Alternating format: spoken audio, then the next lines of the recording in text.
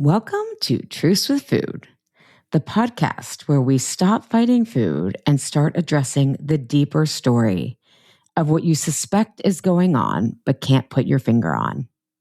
Because the focus on food is a waste of your precious time, resources, and life. Some people aren't even aware that they're under eating. Some are from dieting. But if you have been chronically under eating, you cannot, please do not immediately, for example, take a calculator like mine or figure out what your TDEE is today and say, you know what, I'm going to start eating to my maintenance caloric intake. Chances are you will probably gain weight. Most of the time we see this.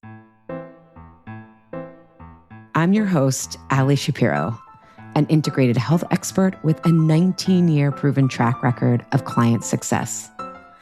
I'm a 33-year and counting cancer survivor and creator of the research-based Truths with Food framework that came out of my own personal experience from recovering from cancer and yo-yo dieting. Because you name it, I had tried it. I also have a master's degree from the University of Pennsylvania. I'm affectionately called people's last best resort and a coach's coach as people come to me when they've tried everything and nothing's worked long-term. This show is where we quiet the noise so we can go deep to get you the results you deserve. This podcast is for informational purposes only and does not constitute personal, individual, or medical advice. Now on to the show. So one of the things I've been hearing in one of my Truths with Food for Good group program, I've been hearing from listeners who email me is, okay, so I'm starting to understand that I need to eat more to lose weight, lose fat, change my body composition. But every time I do that, I gain weight. And then I've also been hearing a lot of all or nothing reactions to GLP-1s, GLP-2s, and most likely the GLP-3 that will be out later in this year, early in January. I'm probably going to do a whole other episode on GLPs, but in the interim, I wanted to talk about both of these things with someone who really understands metabolism and has really worked with women for a long time. There's not a lot of mass accumulation data on women. And we have women who have been working with women for decades. Okay. And I'm just a little bit tired of male podcasters who are just reciting male research and thinking that they can think that that is applicable and translates to every woman and every woman's body, especially in perimenopause and menopause. So having said that, I invited Ashley Fillmore on today, who is a leading expert in sustainable weight loss and sustainable fat loss, and we'll get in the difference. I wanted to talk to her because, like me, she believes GLPs can be a supplement, but is not the whole strategy for weight loss, and we're going to get into that. And I also wanted her to answer this question that comes up a lot of, okay, so maybe I do need to eat more. I need to nourish myself more. But how do I do that and still not gain a ton of weight? So we're going to talk about that and so much more. I so enjoyed this conversation because, again, Ashley really understands what she's talking about from real lived experience, but she also continuously seeks out research. And we're going to talk about that in terms of how much muscle can you really gain? Because surprise, the internet may be lying to you. But Ashley is dedicated to helping women heal their metabolism. And we're going to get into her 3-part Metabolic Fix framework. And we spend a lot of time on this repair phase because she said nobody wants to start there, but it's where you need to start for results that last. So she helps people heal their metabolism, balance their hormones, and really achieve sustainable body composition changes. She has a degree in exercise and nutrition and is a certified personal trainer and health educator. And she has 20 years of experience, real world experience. Did I mention that? She also has a podcast, Cheers to Your Success podcast, which I will actually be on later this summer. And she's the founder and president of Metabolic Fix, which is a premium online coaching company that has helped thousands of women finally break free from chronic dieting. And she talks a lot about what she sees in the data with her clients in this episode. And I love that because I love data. And I love when people can look at it through the lens of women physiology rather than, as Dr. Stacy Sims said, women are not small men. So she is deeply committed to helping women live better lives and feel strong, nourished, and embrace the life of health, happiness, and self-love they deserve. I think you're going to really enjoy this conversation as much as I had it. And let me know what you think. I am so happy to have you on, Ashley, today. I think as the internet has gotten crazier and crazier, and I'm hearing some consistent themes with people who are coming into my ecosystem and my clients around metabolism, I want to get someone who actually knows what they're talking about on the show. So thank you for joining us. Yes, I am so excited to be here. Thank you so much for having me on your show today, and I cannot wait for our conversation. Yeah. So I kind of at the top of the hour, you help people with your 3-part framework, which is repair, rebuild, and results. And we were chatting before the show. You're like, everybody wants to start with results rather than, we got to work to those results, which I think everyone listening can relate to.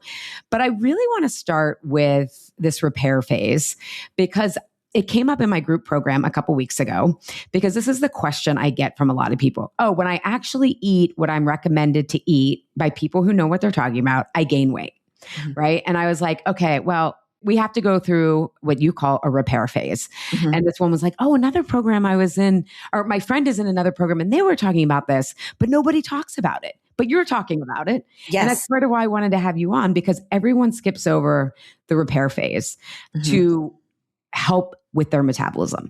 And so can you just start with first how you define metabolism and then what this repair phase is about? Yes. Well, thank you so much for bringing up this topic. I think it's one that we need to discuss more frequently. Oftentimes when I talk about it with my clients as well, they look at me like, I have no idea what you're talking about. I'm here for fat loss. I'm here to transform my body. I'm not really wanting to think about repairing anything. Can you help me get results? And one of the things I always say is this is how you get results. And so here at Metabolic Fix, I help women repair, heal their metabolism so they can sustainably reach their goal and maintain it long term. The key word is sustainable. A lot of times we see a lot of programs that's going to give you really quick results, but it's not sustainable. So you're caught in this vicious cycle of losing and gaining and bouncing back and forth. And eventually you do start to wear out, especially as you get into your 40s, 50s, perimenopause, menopause, life is shifting for you. So the repair phase focuses on healing your metabolism. But before we dive into that, I think understanding what your metabolism is super helpful, because I will say online and wonderful podcasts like yours and mine, there's so much information, but I sense, I don't know about you, but so many of my clients are so confused, the new ones coming in. It's almost like there's too many podcasts, there's too many people posting on social, Instagram and TikTok. It's like information overload. Yes. And instead of seeing women more empowered and educated, I'm seeing them freeze more. I'm seeing them not know what to do. And so I think we're hearing all these words and terms and no one knows, like, what is this? Like, I just want to feel good. I just want to look good. Yeah. I just want to have good energy. And I'm here for that. Like, I think we should be able to have all of it. And I can help. I help so many women do that. And I know you do the same.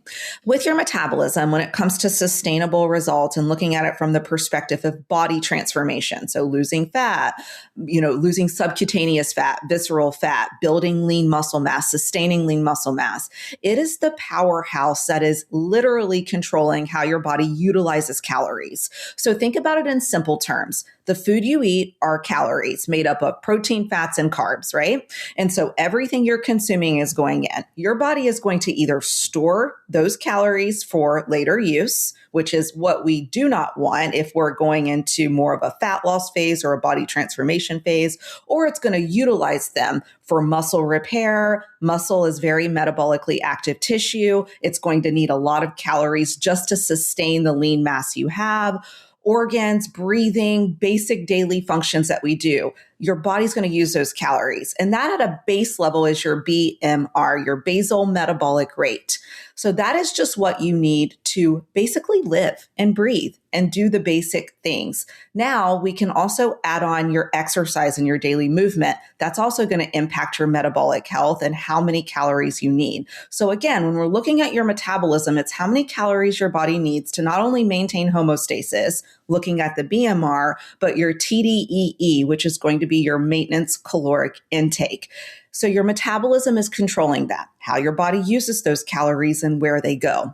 Your metabolism is also impacted by your hormones, and these things are very much so intertwined. So your cortisol, your stress hormones, all of your stress hormones, cortisol, adrenaline, epinephrine, that's getting triggered by activities and stressors in our life. Your thyroid health is impacting your overall metabolic function, your insulin and glucose management, and then overall metabolic health. If we zoom out even more, that's when we look at chronic disease. We look at diabetes, metabolic syndrome, heart disease, things that we're really dealing with in our culture as well, that's influenced by the foods we're eating, environmental factors, and the way that we treat our body through exercise and lifestyle habits. So your metabolism as a whole does a lot more than just burn energy or store it.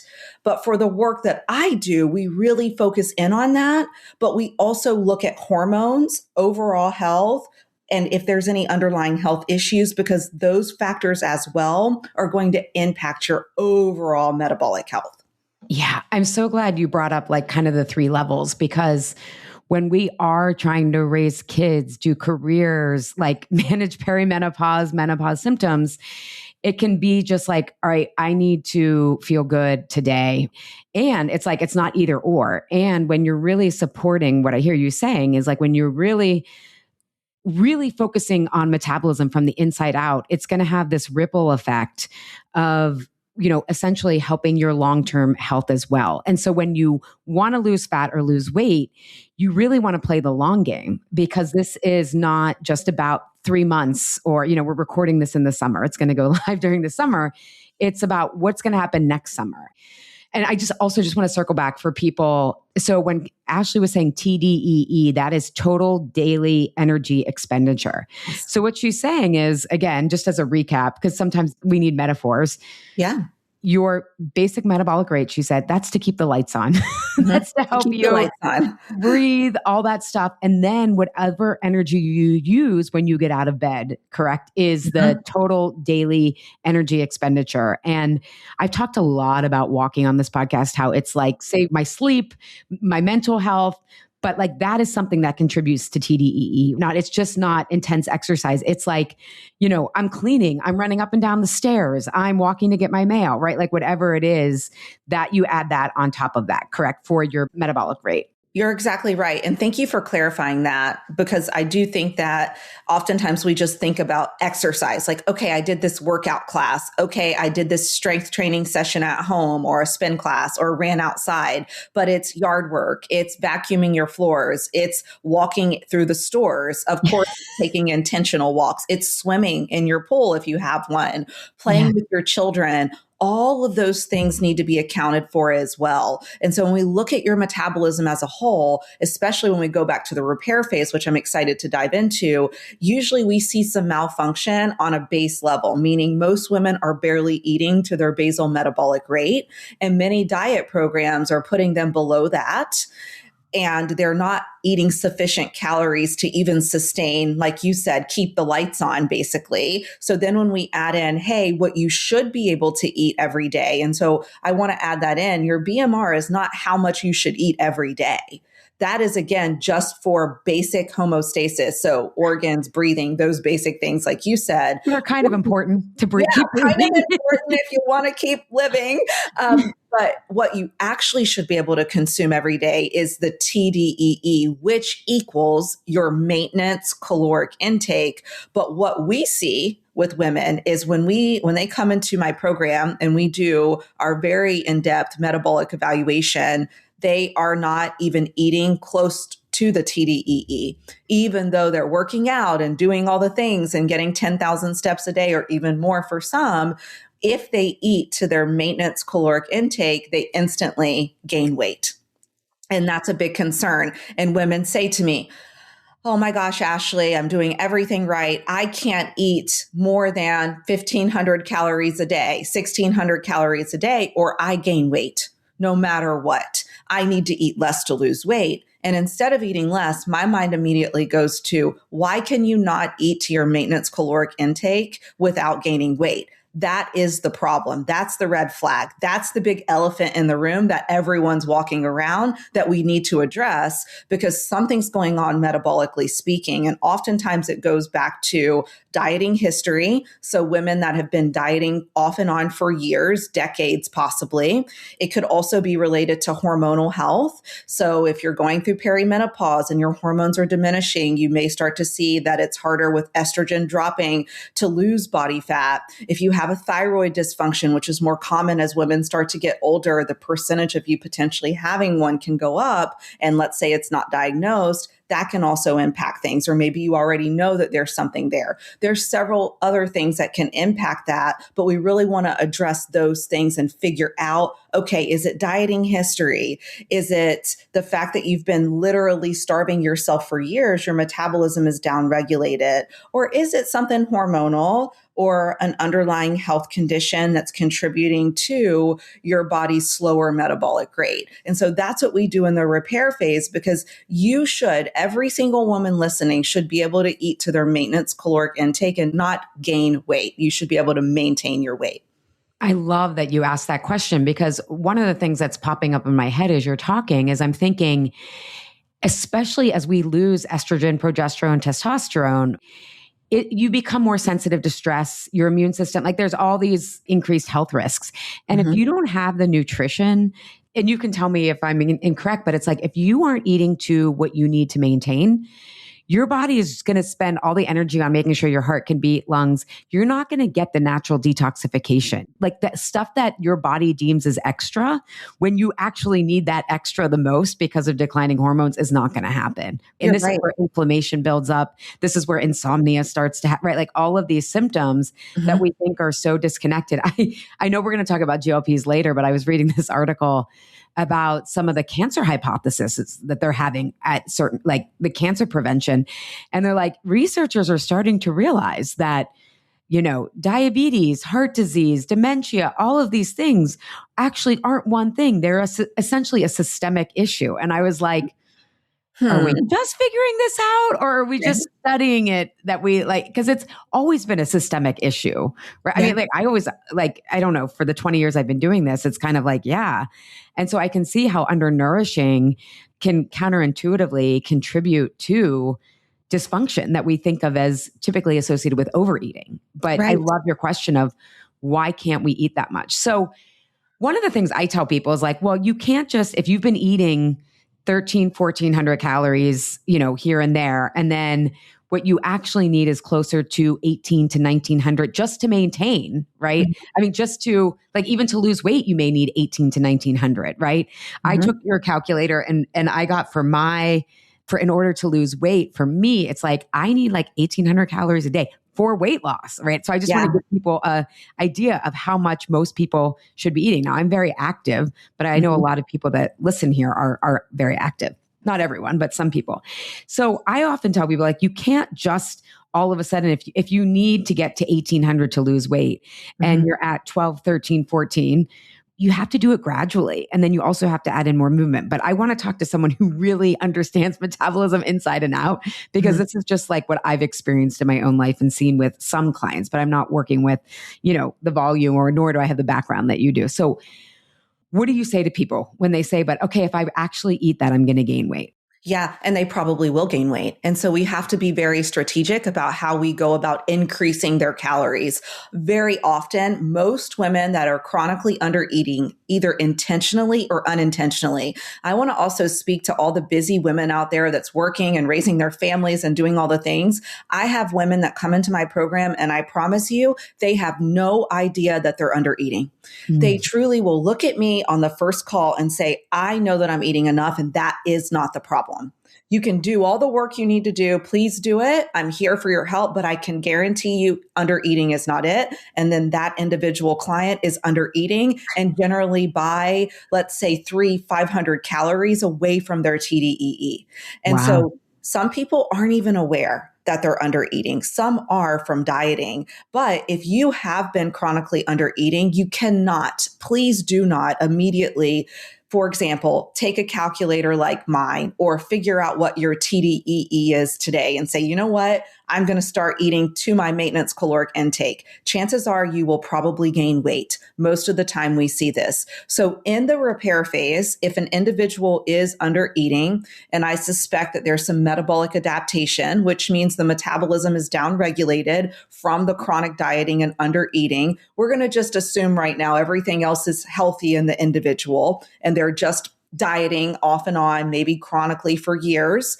We are going to address the under eating. Now, to do that, we cannot immediately bump their calories back up to maintenance. This is when we have to do something called a reverse diet. A reverse diet has been around for years. This is when you strategically increase your calories and allow your metabolism to adapt to that increase. And then you bump them up again very slowly until you get to your maintenance caloric intake. Now, I want to talk about some mistakes people are making just in case they listen to this and they're like, you know what? I'm going to do this right now. A lot of people that are doing it alone are bumping their calories up too fast. They're not strategic about where those calories are coming from. So they're just adding in whatever they want. Oh, I'm just going to go eat more peanut butter, drink an extra glass of wine, go have an extra slice of pizza, have some chips and dip or whatever it may be. But you really need to be strategic. Unfortunately, I can't tell the listener exactly where they need to be. Because so many things impact where you need to be. Generally, I like to look at labs. I like to look at A1C. I like to look at insulin levels. I like to look at fasting glucose. I like to get a bigger picture of their thyroid, their T3, their T4, TSH, all of it to really understand their metabolic health. And then from there, based off of their labs, their overall dieting history, health history, body composition photos will show a lot as well. I can assess that individual and say, okay, based off of everything that you're giving me, here is where I think we need to immediately start and add calories. Now, you probably know this. It's very trendy right now, which I'm grateful protein is having the spotlight. But I've been doing this for 2 decades. Women have been under eating protein well before GLPs became a thing for weight loss. I used to see it in the early 2000s. Women are under eating protein chronically. Carbohydrates are always coming in to be the top percentage of calories. Next, I would say fat, last being protein. So for a listener listening in, double check your protein right away. Oftentimes, most women aren't eating sufficient protein, but for some, they actually are. So it's looking at them and saying, okay, are we dealing with insulin resistance? Are you also going through perimenopause? What's your biofeedback? How do you feel when you eat more fat, more carbs? And we go through this questionnaire with each client, but we very strategically increase calories. So please don't just add random calories in because all calories are not equal. Food quality matters. 300 calories of donuts and 300 calories of chicken breast are not going to metabolize the same way. Those two individuals are going to look totally different if one's eating primarily processed foods and one's eating primarily whole foods. So you want to strategically increase your calories and monitor your biofeedback. So if you're thinking about doing this on your own, make sure you know how much you're eating, you're tracking your food accurately, you truly know what your caloric intake is by confirming through food scales, which I'm not a fan of long-term tracking, but it's essential during this phase. So a reverse diet, incrementally, strategically adding more calories until you get to maintenance is the way that you restore metabolic health when you are in that deficit and you're trying to make that jump. You never just jump up, just like you should never cut your calories by half if you want to lose body fat. And so you want to be very strategic with this and monitor your biofeedback, your energy, your sleep, your digestion, your cravings, your mood. Those things matter as well. I love that you brought that back to measuring your biofeedback in terms of energy, sleep, all these things, because this comes back to what you were saying earlier around when food comes in, you're either going to store it. And if you're doing 300 calories of wine or sugar, the body doesn't have as much use for that as much as protein, complex carbs, or fat, which are essentially, I always kind of use the metaphor of like, if your metabolism, if you have to repair, it's almost like you're on sleep mode on the computer. Yes. It's like, okay, your body's conserving energy. It's conserving activities that it needs to do. And so if you start giving it, like you said, the right quality, you're waking up that computer and it's actually going to make use of that quality of calories instead of just storing it as fat because there's not a lot of nutrition to work with a lot of the foods that we would like to. I mean, a lot of my clients are sober, but like the wine or the sugar or the desserts, it has to be very strategic in terms of quality of macros, not just quantity. But I love that you bring that because and this is the problem when we look at things only through weight loss or even only fat loss. It's like, no, these nutrients are doing all of these other health things that are going to support your long-term metabolic health, like muscle building, like you mentioned at the top of the hour. But we'll get that instant feedback through quality of energy, like you said, hunger cravings. I love that you brought that up. Like this isn't, you don't just have to rely on labs. In one of my group programs, it was like this one woman, I love her. She had this realization like, oh my God, so you're saying we should enjoy our food and like we should be feeling better. And it's like, yeah, that's the goal. Yes. Health is not about deprivation. It is about feeling better and stuff. So I'm so glad that you brought that up. How long do you think the rebuild, and I know it's going to be different for everybody, but I think sometimes when we've been struggling for decades, people will say, well, it's my metabolism, as if metabolism is this fixed thing, and think like, oh, it's going to take years to repair. And it doesn't. The body is actually pretty adaptive. It will obviously depend on stress and where you are in the menopause transition, et cetera. But like when you're thinking of working with someone and you're helping them bump those calories up, often say they are actually like, I love that you really start with awareness because most people have to start there. But if they do need to add 500 more calories, right? Like how long do you say, hey, this repair phase is going to take, this reverse dieting? Yeah, most people can get through it within 3 to 6 months. And the reason the duration varies is because so many women are also struggling with disordered eating habits. And so for them, they can't just bump their calories up. They are scared. They are afraid of gaining weight. They are afraid of eating more. Simply eating 100 or 200 extra calories per day makes them feel very uncomfortable, physically uncomfortable. So for them, it has to be a slower process because if there's a lot of emotions and so much of your self-worth is tied into, being the one that always ate the least amount or being the one that skipped breakfast and looking at that as like a badge of honor or feeling proud of yourself, or you have these rules around food and now suddenly you're eating carbs at night or you're having carbs at every single meal or you're seeing your portions increase. For many women, mentally, it is very challenging. And so for them, this isn't just like, okay, I need to eat more fuel, understand the science, I'm going to do it. Bam, here I am. For that individual, it's more like 3 months. But for the individual that has a longer dieting history, we're talking about years of misinformation, years of rules that are disordered. I mean, maybe they're not full on anorexic or bulimia, but I used to be this way. I had very disordered eating habits.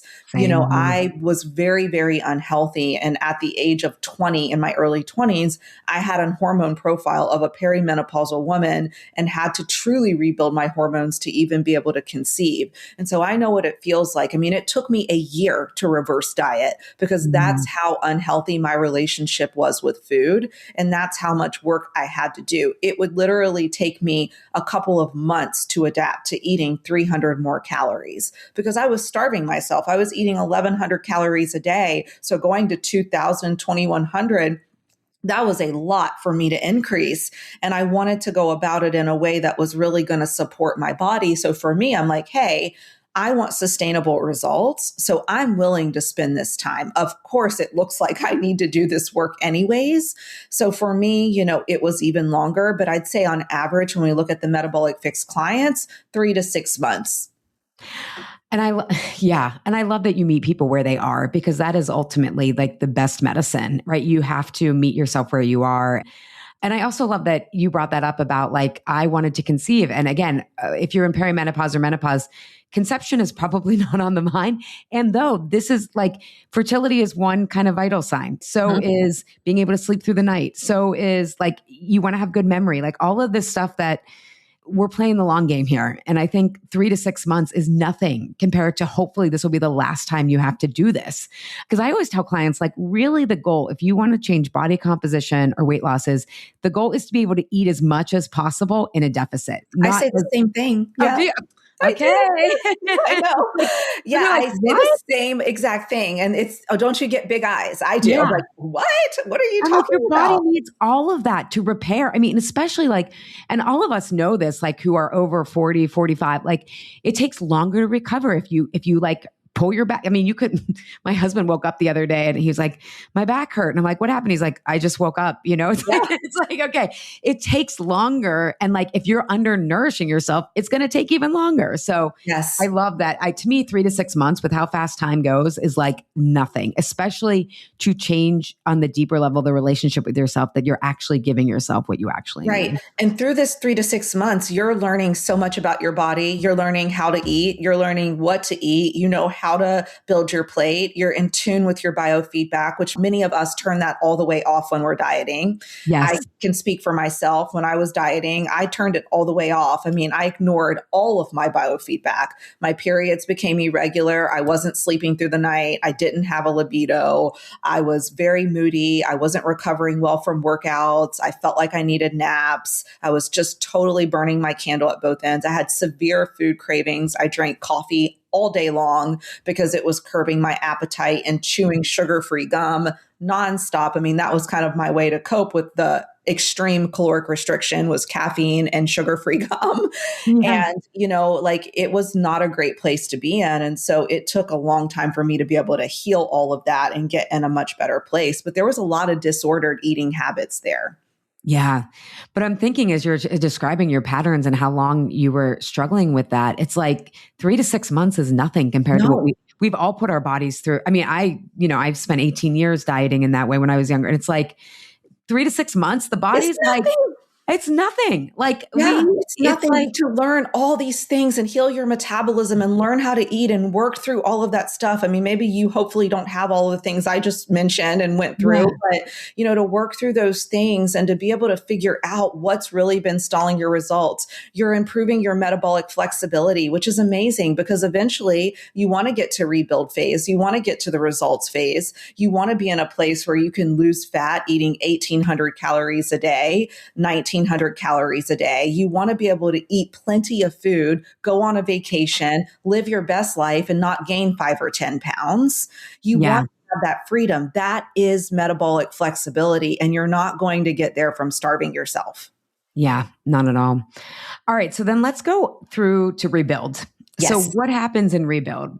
Yeah, I love that phase. So that is a lot easier for every single client because they've already done the work. They've repaired their metabolism. So they're eating at their maintenance caloric intake, and I will keep them in the rebuild phase to establish that true maintenance. I'm not a big fan of saying, okay, you hit your maintenance caloric intake. Now tomorrow you need to start fat loss. I have not seen that be the most successful way to help clients not only reach their goals, but maintain longer term. So with my programs, we collect data and we look at clients' progress 3 years down the road, 1 year down the road, 5 years down the road. And what I like to do is measure how many of these women are maintaining and what are the strategies that they're doing to maintain. None of the women that are maintaining their results 5+ years down the road were at maintenance and then instantly started dieting hardcore. So there's this period where we want to establish and let your body settle in maintenance. Now, this is safety. Remember, your body has to feel safe to lose fat. I Your love that body you just has said to that. feel safe. And if it doesn't, you're not going to lose fat. So this is why you can be eating healthy and a balanced diet and in a healthy caloric deficit, but you're not sleeping well and you're stressed to the max and you're not losing weight. Your body's still not safe. There's so many other things that's impacting your body's ability to lose fat, and safety is key. And so you want to make sure that you are, one, giving your body what it needs to feel safe. So in the rebuild phase, you're at maintenance, you're eating at maintenance every single day consistently. We're dialing in to make sure that your meals are well balanced and built, which we do that in the repair phase too. But finally, when you're at maintenance, you're eating more than you probably ever have. And for a lot of women, that's a new thing. They're like, wow, I'm not used to having a whole cup of rice at dinner or a whole sweet potato without guilt or having berries with my yogurt or whatever it may be. And so we're really making sure that their meals are dialed in. They feel good. They're eating at time frequencies that work with their busy lives. Their workouts are dialed in. So even in the repair phase, we're also working on building lean muscle mass through periodized strength training. I'm also a certified personal trainer. I worked in person over a decade and then moved my company online. Now I'm all virtual, but I do all the programming and I ensure that all of my clients are having proper training. So progressive overload, we're focusing in on strength training, and the goal is to sustain and build lean muscle. That's happening from day one. But in the rebuild phase, we're doubling down. During the rebuild phase, you should be able to eat at maintenance comfortably. It should be autopilot, meaning you feel good eating enough. It's not challenging anymore. You feel good there. You should be building muscle. Your workout should be dialed in and should be a part of your routine. You understand the science behind what you're doing and you're all in. That is what the rebuild phase is. And then we also are working on any mindset, all or nothing thinking, emotional. Maybe you're still struggling with emotional eating in the evenings. Maybe we still need to work on your environment because your partner or spouse isn't supportive or your family's not supportive or you're super social all the time. So we're working through all of those kinks because the results phase is where everyone wants to start, but no one's truly ready for. That's when we're going into a fat loss deficit. That's when we are going to really double down on fat loss, body composition changes. And so we want to make sure that everything else is in a great place so you can have a very successful transformation in the results phase. Yeah. I love that you're mentioning, and I think most of the people listening here have like heard about, I love that you said sustain too, because it's very, I think if you're doing fat loss or weight loss, and with weight loss, you're always going to lose some muscle. And that's just kind of part, and we'll get into why GLPs, it's why they should be the supplement, not the strategy. We both say that, which I love. Yes. And what is realistic in terms of muscle gain? Because I know that as we get older, right? Like just for listeners, just to give my own personal experience, when I essentially went through menopause and postpartum at the same time. And a year after postpartum, having a great pregnancy, all this stuff, I got on the scale. I had plantar fasciitis. I didn't know I was in menopause, but 30 pounds above my pre-pregnancy weight. And I was like, what the hell? Nothing has changed. In fact, it was during COVID. I've never walked so much in my life. There was nothing to do. And I don't emotionally eat or anything anymore. Long story short, over about 2 years, I lost about 20 pounds and I gained like 1.5 pounds of muscle. I started lifting and I started exercising. And I was like, oh my God, you go online. And again, this was before the menopause gold rush. This was when I was just kind of figuring things out myself. But I mean, I read Dr. Stacy Sims' book and went to a gym that knew what they were doing. But I was like, felt so bad about that. And then people were like, oh my God, to actually gain 1.5 pounds while losing 20 pounds. But also now I've kind of stayed the same. I mean, my weight has stayed the same, but like I have not put on a lot more muscle, even though, I mean, last summer I took a break. I was still doing Orange Theory and biking, but like I'm just maintaining. And I just feel like maintaining is also winning if you're not. Like sometimes maintaining is winning. And so and this comes up in my groups of sometimes people, as they're cleaning up their diets and they may lose weight, they may not, and they're only maintaining their muscle and they feel like that's not great, when I'm like, you actually have to put a lot of effort into gaining muscle, like in terms of dialing in your food a lot, but also people can't put on, especially once you're through menopause, you can't put on 10 pounds of muscle a year. But I feel like nobody wants to say that. And then people who are actually doing really well and doing what they need to be feel like they're failing when they're actually succeeding. Yes. I don't know, I just said a lot and threw a lot at you, but. Okay. No, I'm here for all of it. And I love everything you said. And if I could like jump up and down and stay in the screen right now, I would so do that. But I love that you're talking about this because I am so obsessed with muscle building and sustaining muscle. I have been on my own journey for 2 decades now. And I went from very skinny, very thin, very unhealthy to almost 20 pounds heavier with a lot of muscle on my frame. But I want to also mention that it's been 20 years of exercising. And I would say 15 12 to 15 years of really dialed in progressive overload, strength training, 3-4 days a week, super consistently. So, I want to say that it's taken many, many, many, many years. And I'm not even saying that I've built almost 20 pounds of muscle, because I don't think I have built that much muscle. To your point, and I want to say this too, and I totally agree. Online, there is this huge just misconception that you can start lifting weights today, and in 12 weeks, you're going to have glutes like J-Lo, and you're going to look like an Olympic sprint athlete with muscles and abs and, the best glutes in the world. And that's just not the reality, period. For many women, that is not the reality. If you are perimenopause or postmenopausal or even over the age of 30 and maintaining your muscle, you are winning. Thank you. Say that. You are winning, because research shows you should be losing muscle, not sustaining, not gaining, losing, unless you are proactively eating sufficient protein, eating sufficient calories, which I really want to hit on, strength training consistently. Now, research will say a minimum of 2 times per week.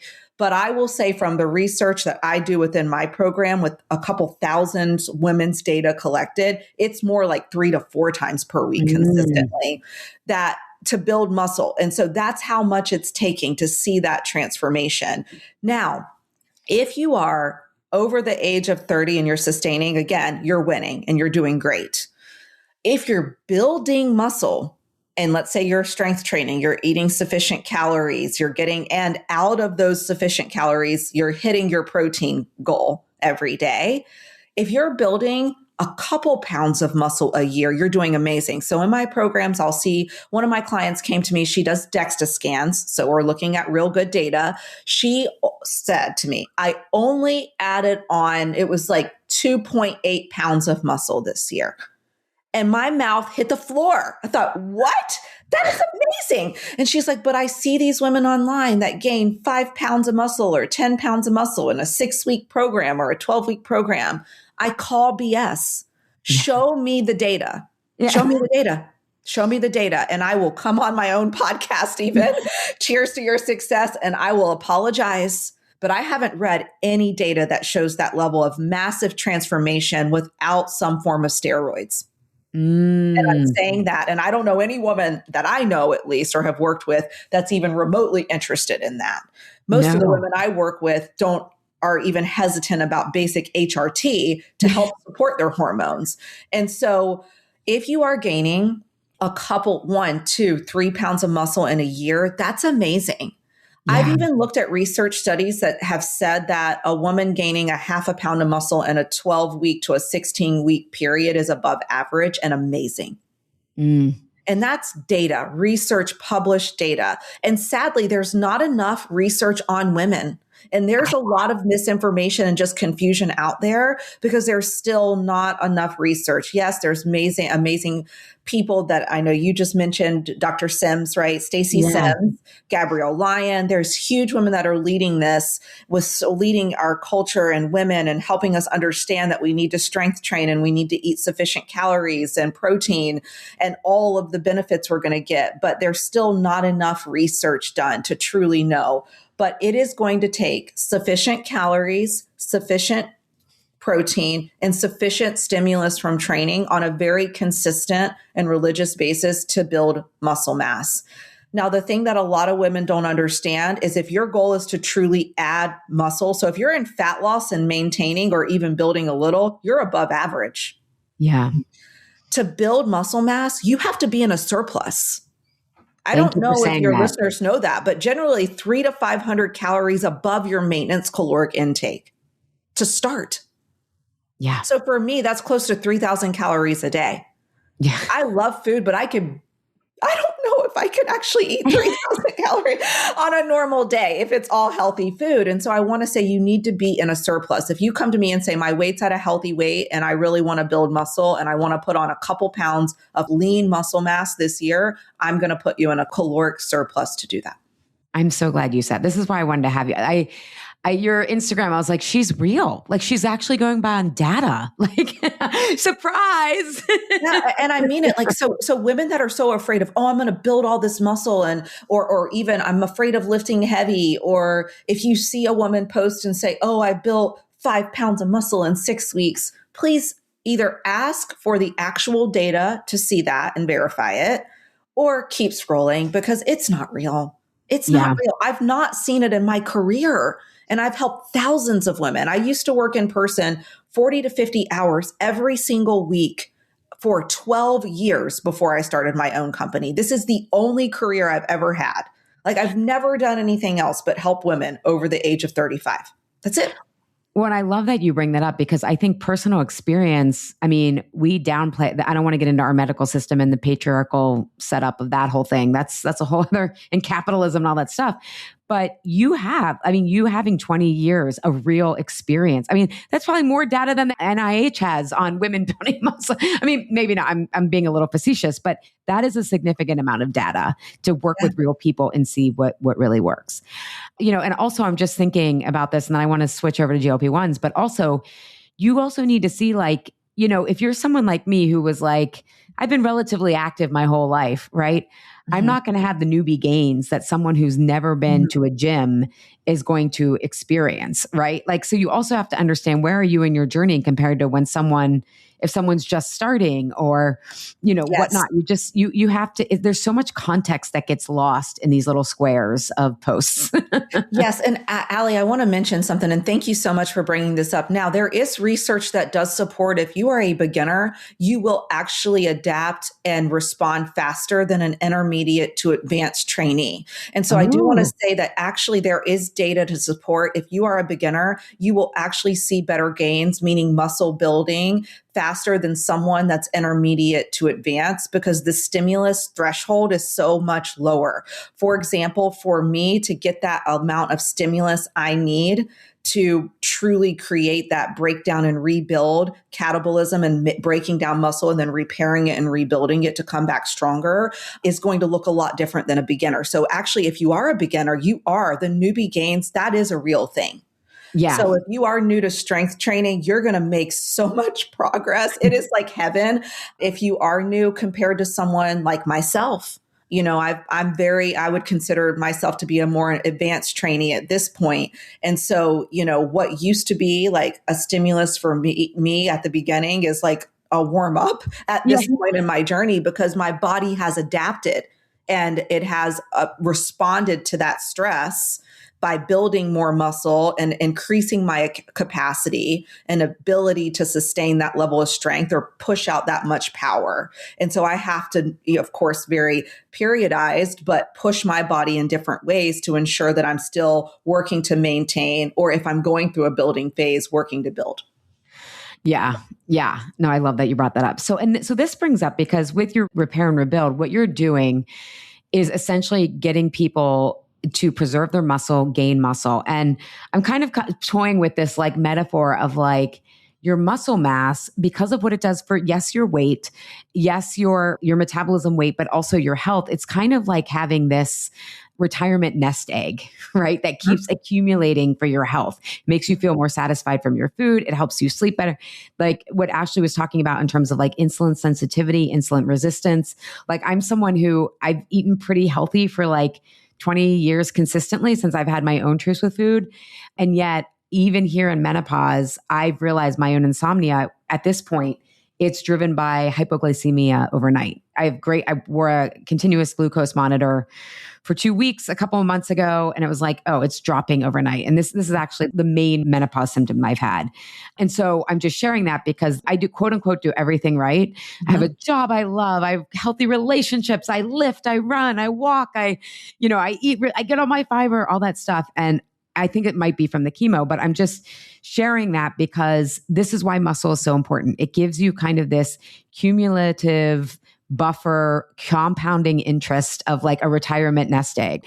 So I don't know what would have happened if I didn't have that, essentially, is like what I'm saying. And so that is really important. And then this ties into the GLP conversation that I want to have, because you and I are both what I love nuanced about these. A lot of people are like, you're going to lose everything. Don't do it. Other people are like, it's amazing. It's a miracle drug. And it's like, okay, the answer is always, it depends in the middle. But you say, and I say too, to my client, the GLPs, I think, can be a great supplement, but not the strategy. And so can you tell us what happens when we use them as the strategy, not the supplement, to that retirement nest egg of muscle and metabolic health? I feel like I was like confusing with the question, and No, you actually explained it so well. I love your analogy, because you're right. It starts with your muscle mass. And I think that you really led us to this point in a really great way, because your muscle mass is your currency for longevity. And the more you have, the better metabolic health you're going to have. Your muscle is a sponge for glucose. So if you're perimenopause, menopausal, and you're dealing with insulin resistance, maybe that A1C is creeping up. Maybe your fasting glucose is creeping up. Maybe you're wearing your glucose monitor and your body's not responding well to even healthy carbohydrates anymore. Those are all signs of some insulin resistance going on. Your muscle mass is going to help support your insulin sensitivity by utilizing that glucose more efficiently. That's key. Your muscle mass is going to support your joints, your bones, all of it. So there's so many benefits to you having muscle mass. It's going to use up those calories we're consuming versus storing them.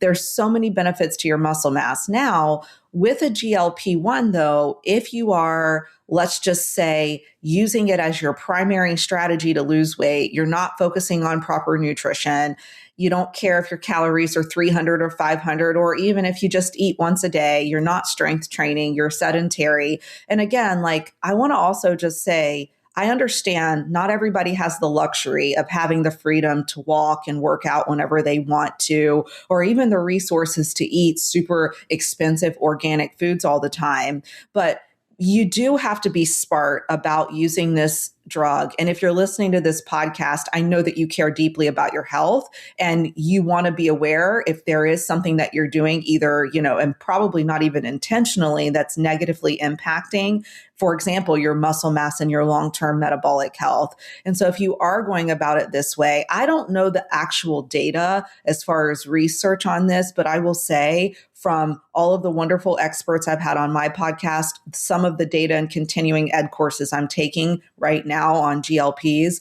I will say that the percentage of muscle mass you lose is significant. And some of what I'm reading is even saying, again, if you're not strength training, if you're eating, starving yourself essentially, if you're not exercising at all, you can lose 40, 50% or more of your muscle mass, which is catastrophic if you think about that.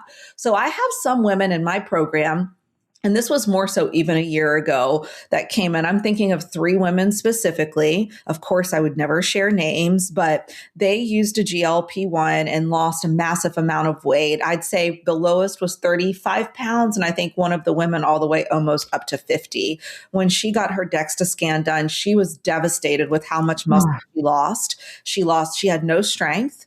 When she started working out, 5 pounds felt like bricks that she was lifting.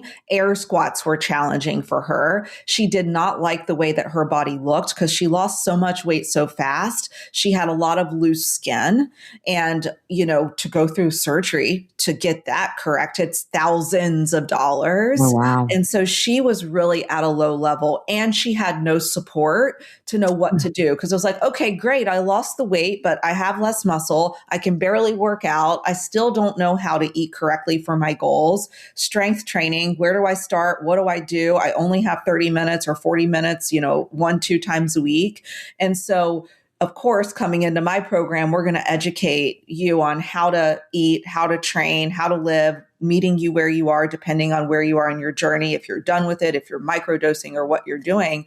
But it can be catastrophic. So if you're not doing those things, you're actually going to increase the percentage of muscle mass that you lose. And this is something I do know. And as you mentioned, Allie, you said earlier on, when you lose weight, you are going to lose some muscle too. That's a fact. But the amount you lose, you can control by your caloric intake, your protein intake, sufficient strength training, and recovery, because the breaking down through strength training is important, but you have to recover well to actually sustain the muscle as well. Yeah. And I think what you're saying here is like, if you do a GLP-1 and you do, and I want to talk to you about microdosing and what does a supplement actually look like? Because I think, and I'll share some of what I've seen with my clients who are on them, but it's almost like take the GLP out of it. It's if you're going at the doses that they recommend.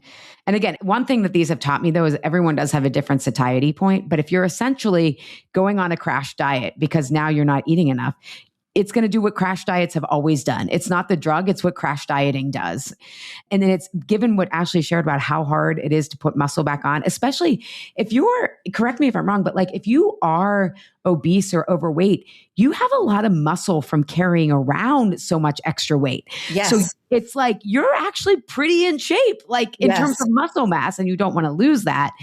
But like using GLPs at the rate that people are using them in terms of the dosing and the rate, this isn't about if they help you lose weight or not. It's the rate that is really dangerous because then what Ashley said at the beginning, she's about sustaining your weight loss. So what do you do if you deplete that nest egg, that retirement nest egg? You have no more compounding interest. You took it all out on a crypto bet that didn't turn out, right? Yeah. And now you're starting at so much less and it's an uphill climb to keep the weight off. Yes. And so I think I'm so glad that you brought that up about the research and the studies.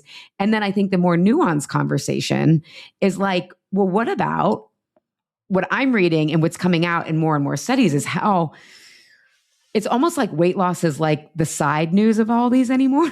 And it's like the heart disease that it's helping with, the like all the cancer. And again, in the article I just read last night, they're like, we have to be cautious. We suspected this about metformin and it didn't pan out, all this stuff. But anecdotally, from the people I know who are using these on lower doses, microdoses, they seem like a really wonderful supplement to help you keep because of that insulin sensitivity, insulin resistance, stress, all that stuff. Like, hey, if this helps you cut your calories, if you're eating enough, you're still eating enough, you're still eating that 17, 18, 1900 calories you need, but it's helping you shave off like 250, 500 a week if you are in that rebuild results phase. It seems like it's having a lot of, and the autoimmune effects that they're studying. So what do you have to say to all that? I'm just I agree. No, I agree. I'm seeing, so, here's some of the things I have to say. I totally agree with what you're saying. So first and foremost, if you are considering a GLP-1 to use more aggressively just for weight loss or even microdosing to improve your insulin sensitivity, maybe you're struggling with insulin resistance, maybe you know that you're already a diabetic and you're one step away from insulin shots. I've seen this, if you have fatty liver, I'm seeing so many things behind the scenes with clients, autoimmune conditions, all of that. And you want to use this drug, it can be a very powerful drug for non-weight loss related reasons as well. Please make sure you are consulting with a medical doctor.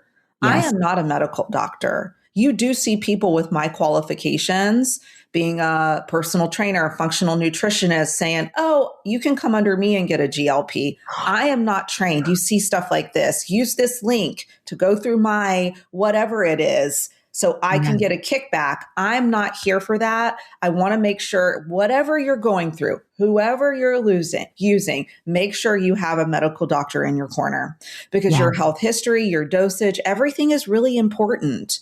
And, just buying it through a website and you never talk to a person, that's kind of scary. And I have read a lot of articles where that is actually happening.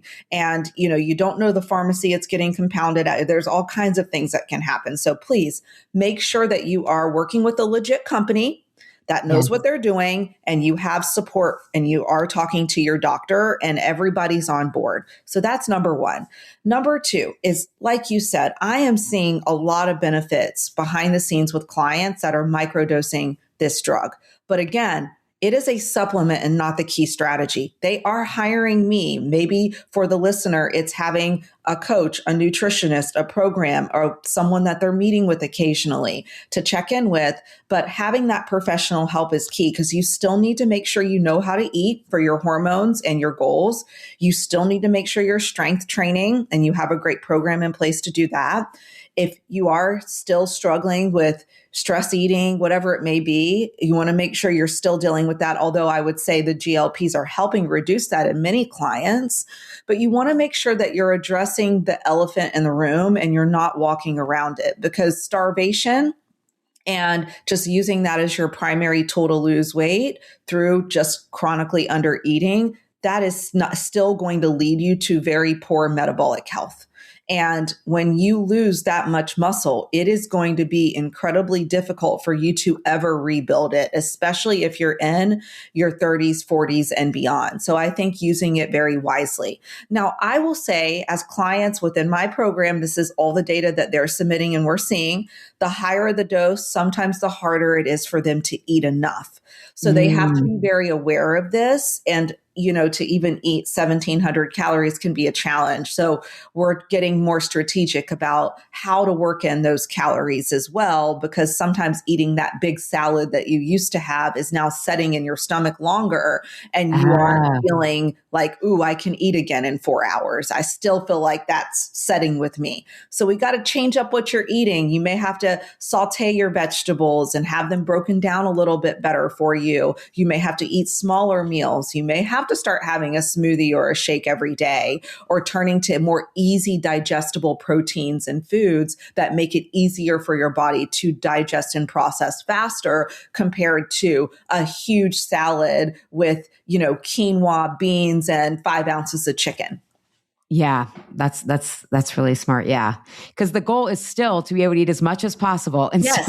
especially if we're talking long term. And I love what you said about, I also read a study, like I think Consumer Reports did a lab test on testing from these influencers who are getting kickbacks for affiliates. And I think they call them gray market peptides. And it's 60% of them did not contain what they said they did. Not just GLP, but also I don't know what other people are taking. I know there's some for sleep, because I was pretty desperate for sleep. So I've heard, but it wasn't a GLP. It was, bromine, or I'm forgetting the name. I don't know. But I love what you said. The thing that I'll just put, again, a little bit of an asterisk, because I don't prescribe, not my wheelhouse. However, sometimes I'm a sounding board for clients. And one of my clients came to me was asking my opinion. And I kind of gave look, I think we still need to do everything we want to work on. And then this could be a nice, assist or whatever. So she went to her doctor, who was her PCP. I was like, you got to go to your PCP, talk to them. And this was 2 years ago. So this was before the conversation had changed. And her doctor was like, okay, sure, you qualify, right? Mm-hmm. And so I said to my client, I said, I think the key here though is, from what I'm learning and understanding, you have to talk to your doctor about this. But if it's working she was on Zepbound, I think is the tirzepatide, is that the, and it was helping her in all these ways with carpal tunnel. I mean, it was just amazing. And she was still able to eat what she needed to eat and all that stuff. And it was almost time to go up in dose. And her doctor was like, okay. And I was like, but this dose is working for you. What do you think about this? And we talked it out. And I said, but go talk to your doctor about it. And essentially the doctor did not understand metabolic health. And this is, I think, the problem that a lot of people, right? Someone was saying, is Dr. Aviva wrong? She's like, Western medicine, the healthcare institute has a trust issue, and the wellness industry has an evidence issue, right? So essentially, we've lost trust in medicine because they don't study women. They aren't listening to us. So then, of course, you go to the wellness world, which is I see you, I hear you. Everybody else is bad. We're good. Right? It's staying in that all or nothing mindset. But you're kind of saying some crazy shit. You don't have a lot of evidence for a lot of this stuff. And that's part of why I wanted to have you on. You are in that moderate middle, but I think people find doctors. So long story short is she kind of had to educate her doctor on metabolic health, and stayed on the 2.5 and is still getting results. And then her husband, who had been on it originally, he was he did it the traditional way. And he's like, I wish I would have done it the way that you're doing it. And then her doctor was open-minded, was like, oh my God, I'm going to learn about this for the rest of your patients. But my client had to kind of be the first person through our talking about it and understanding metabolic health.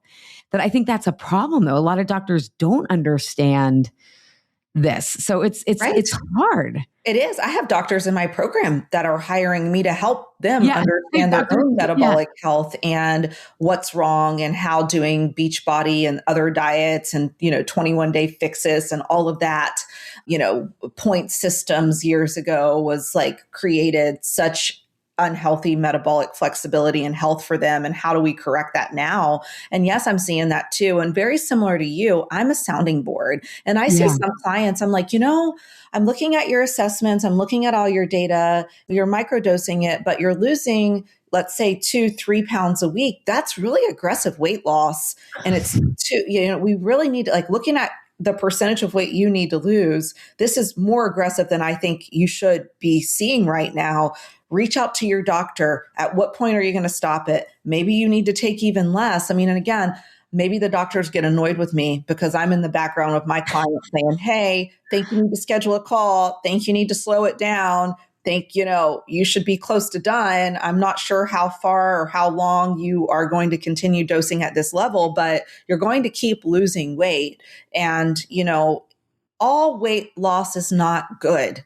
And so if we can just continue to scream that from the rooftop, like, just because you lost 20 pounds, it doesn't mean you lost 20 pounds of subcutaneous fat, which is the fat that we can grab that hangs over our pants or makes us feel uncomfortable in our clothes. And it doesn't mean that we lost visceral fat, which for women going through perimenopause or menopause, that's the fat that's going to be more inflammatory and hormone driven around our organs. And so you could be losing muscle and still sustaining a higher percentage of subcutaneous fat. So maybe you lose a bunch of weight, but you look in the mirror and you're like, I don't like the way I look.